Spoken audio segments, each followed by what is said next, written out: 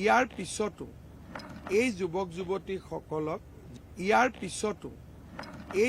যুৱতীসকলক যোনে আজি 2 লাখ টকাৰ চূড়ান্ত ধন পালে তেওঁলোকক আমি বেংকৰ সৈতে এতিয়া যোগাযোগ কৰোৱা PMFNE, PMEGP, মুদ্ৰা বিভিন্ন লোন দিয়াবৰ বাবে আমি চেষ্টা কৰিম। বেংকবিলাকৰ লগত ইতিমধ্যে আমাৰ এগ্ৰিমেণ্ট হৈছে আৰু তাতো যিটো ল'ৰাবিলাকে ছোৱালীবিলাকে লোন লোৱাৰ পিছত যিটো সুদ হ'ব তাতো আমি এটা পাৰ্চেণ্টেজ সাহায্য হিচাপে আমি আগবঢ়াম। অৰ্থাৎ এই আঁচনিখনক আৰম্ভণিৰ পৰা শেষলৈকে এষ্টাব্লিছ নোহোৱালৈকে ল'ৰা ছোৱালীসমূহ আমি তেওঁলোকক সহযোগিতা কৰি গৈ থাকিম। অত্যন্ত এখন সফল আঁচনি।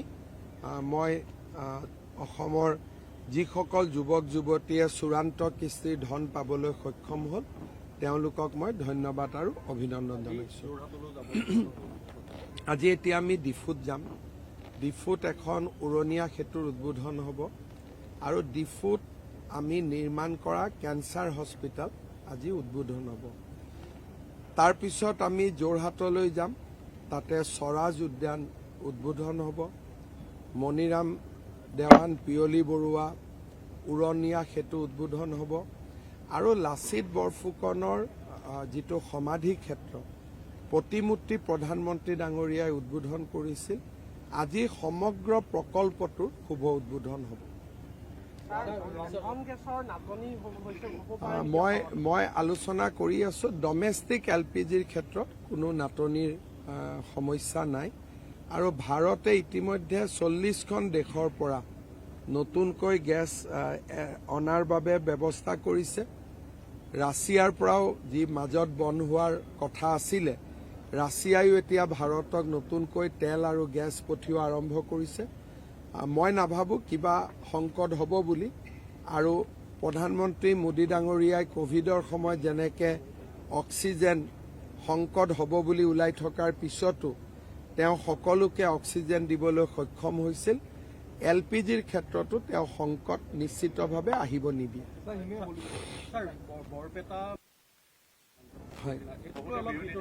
চাওক, বিতৰ্কটো প্ৰত্যেক ডিচিশ্যনতে কিছুমানে ভাল পাব, কিছুমানে বেয়া পাব, কিন্তু চৰকাৰেতো সিদ্ধান্ত ল'বই লাগিব।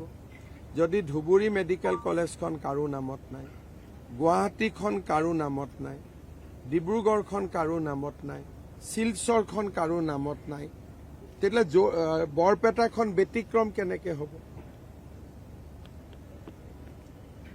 তেজপুৰখন কাৰো নামত নাই। এখন মেডিকেল কলেজ যদি নামত থাকে, বাকী এখনো নামত নাথাকে, বাহিৰৰ পৰা মানুহে এখন মেডিকেল কলেজক প্ৰাইভেট মেডিকেল কলেজ বুলি ভাবিবনে নাভাবে? আৰু মইতো যিদিনা বৰপেটাত হোলী উৎসৱৰ দিনা গৈছিলোঁ, বৰপেটাৰ সকলো মানুহে এইটো মোক ৰিকুৱেষ্ট কৰিছিলে যে এইখন নহ'লে মানুহে প্ৰাইভেট মেডিকেল কলেজ বুলি ভাবে। গতিকে আমিতো ৰাইজৰ মতামত লৈহে কামখিনি কৰিছোঁ। আৰু আমি ফকৰুদ্দিন আলী আহমেদৰ নামত গুৱাহাটীত আমি ভাল অনুষ্ঠান দিম। ইয়াত বিতৰ্ক কৰাৰ কথা নুঠে। আমি গুণীক সন্মান আমি কৰিম।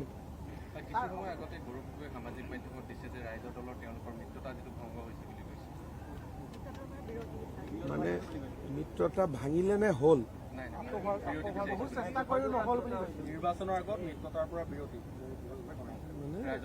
মানে এইটো নহ'ল। হলে মই টিপ্পনী দিলোহেঁতেন, নহলে আৰু মই কি টিপ্পনী দিম? আপোনালোকে জন আশীৰ্বাদ যাত্ৰা দেখাৰ পিছত আৰু আজি ইয়াত যুৱক যুৱতীসকলৰ যিটো উৎসাহ দেখাৰ পিছত আৰু মোৰ হাতখন দেখাৰ পিছত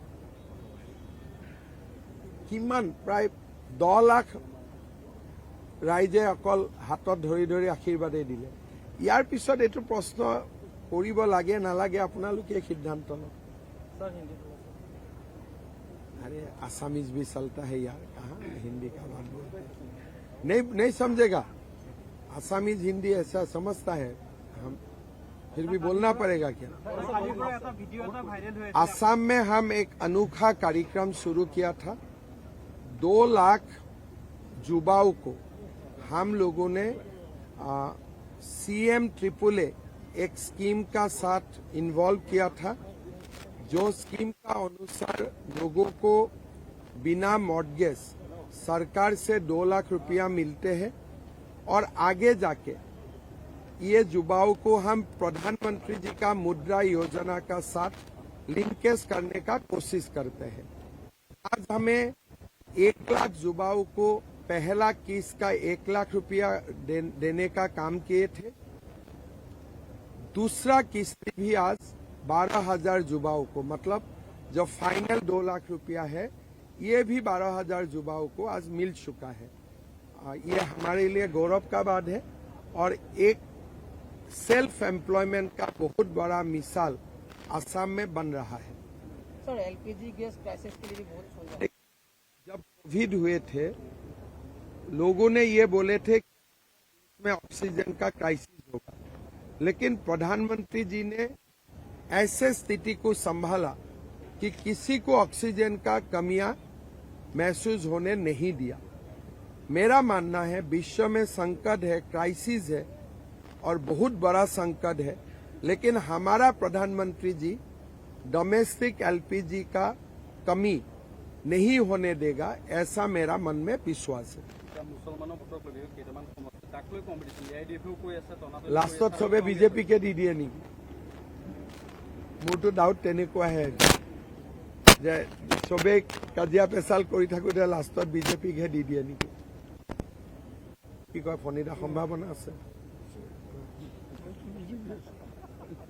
আৰু কাৰণ ফণিদা আগত ইউডিএফত আছিলে তো ফণিদাই জানে কথাখিনি আৰু কক কি আছে হ'ব। কালিৰ পৰা ভিডিঅ' এটা সৰু ক্লিপ এটা ভাইৰেল হৈ আছে। আপোনাৰ হাতখন লিৰিকি বিটাৰি আছে আৰু তলত লিখা আছে ভাগিনৰ মৰমৰ আচৰ। হাতখন কেনেকুৱা অৱস্থাত আছে এতিয়া সবে জানিব বিচাৰিছে। এইটো অকল ভাগিন নহয়, মা আৰু বয়োজ্যেষ্ঠ নাগৰিক ল'ৰা ছোৱালী চব আজি অলপমান ঠিক হ'ল। এইফালে এইটো এইফালে এইটো এইফালে এইটো আকৌ এইফালে এইটো নাই ল'ব নালাগে। মই ভাবিলো যে মৰমৰ আচুৰত টিটেনাছ ল'লে মৰমটো ঠিক নহয়গৈ, কিন্তু ডক্টৰবিলাকে কৈছে এটা ল'ব লাগে বুলি। এইটো অকল ভাগিন নহয়, মা আৰু বয়োজ্যেষ্ঠ নাগৰিক ল'ৰা ছোৱালী চব আজি অলপমান ঠিক হ'ল। এইফালে এইটো এইফালে এইটো এইফালে এইটো আকৌ এইফালে এইটো নাই ল'ব নালাগে। মই ভাবিলো যে মৰমৰ আচুৰত টিটেনাছ ল'লে মৰমটো ঠিক নহয়গৈ, কিন্তু ডক্টৰবিলাকে কৈছে এটা ল'ব লাগে বুলি। আপুনি আসনৰ তালিকা এতিয়ালৈকে প্ৰকাশ নকৰাকৈ সম্ভাৱ্য তালিকা বহুকেইটা সংবাদ মাধ্যমে ওলাই গৈছে, চূড়ান্ত বুলিয়ে প্ৰকাশ চাওক, আমাৰ এজিপি আৰু বিপিএফৰ মাজত আমাৰ এলায়েন্স হৈ গৈছে। ৰাভা যৌথ মঞ্চৰ লগত আমাৰ এলায়েন্স হৈ গৈছে। এতিয়া বিজেপিৰ লিষ্টখন চালে আপোনালোকেতো নিজেও আন্দাজ কৰিব পাৰে যে এইকেইজনে টিকট পাব টিকট নাপায়। তাৰ 10% ভুল হ'ব, কাৰণ আমাৰটোতো কাম ফিল্ডত কাম কৰি থকা মানুহক আমি টিকট দিওঁ। কংগ্ৰেছৰ কোনে টিকট পাই ধৰিব নোৱাৰে, কাৰণ তাৰ ল'ৰা ছোৱালী কোন সময়ত টিকট পাই ঠিক নাই। বিজেপিততো এটা মানুহে জানেই না কোনে টিকট পাব। নতুনবিলাকো আপোনালোকে দেখা পাই আছে, কাৰণ দিনে ৰাতিয়েতো তেওঁলোকে এবছৰৰ পৰা 1.5 বছৰৰ পৰা কাম কৰি আছে। কংগ্ৰেছৰ নিয়মটো বেলেগ, মিটিঙত ক'ব ইয়ে হামাৰে লয়েল হে, ফেমিলি কা লয়েল হে। আমাৰ ইয়াতো এইবোৰ নাখাতে। গতিকে গ্ৰাউণ্ডত কাম কৰি থকা মানুহে টিকট পাব। এজন জাৰ্নেলিষ্টে যদি ভাল কৰি ফোন টোন কৰি ভাবে যে মই লিষ্টখন দি দিওঁ, আপোনালোকে 100% মিলাব পাৰিব, কাকো সুধিবই নালাগে।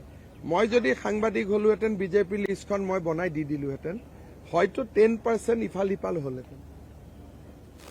এইটো যেনেকে কোন ইলেকশ্যনত জিকিব। যোন জাৰ্নেলিষ্টে পুৰা ষ্টেটখন ঘূৰে তেওঁ আৰু কাকো সুধিব নালাগে, তেওঁ নিজেই ক'ব পাৰে। সেইকাৰণে সেইটো লৈ পেলাই কোনো অসুবিধা নাথাকে। হ'ব তপনিদা